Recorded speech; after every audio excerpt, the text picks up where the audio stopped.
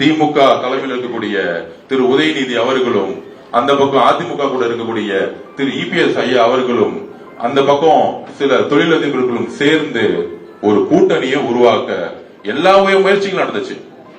இப்ப லேட்டஸ்டா எம்எல்ஏக்கள் வந்து சொன்னாங்க, அந்த 47 பேரு எம்எல்ஏ மீட்டிங்ல பாண்டிச்சேரியில் நடந்துச்சு. அப்ப புதுச்சேரி நடக்கும் போது அப்ப என்ன சொல்லி டைம் வாங்கினாங்கன்னா, இபிஎஸ் அவர்கள் முதலமைச்சர் ஆவறதுக்கு நீங்க சைன் போடுங்கன்னு சொல்லியிருக்கிறாங்க. என்னுடைய கேள்வி அதிமுக பொதுச் செயலாளர் கூட இபிஎஸ் அவர்களுக்கு, உங்களுடைய எம்எல்ஏ நம்பர் என்ன? உங்களுக்கு 118 பேர் நீங்க ஜெயிச்சிட்டீங்களா?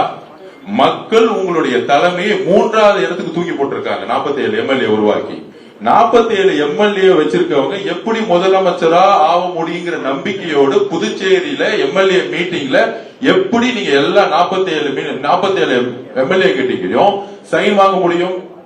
இதுதான் சிபிஎஸ் சண்முகம் கேள்வி எழுப்பினார். இதுதான் விஜயபாஸ்கர் கேள்வி எழுப்பினார். 47 எம்எல்ஏ வச்சுக்கிட்டு எப்படி நீங்க முதலமைச்சர் ஆக முடியும்? அந்த மீட்டிங்ல உண்மையை சொல்லல.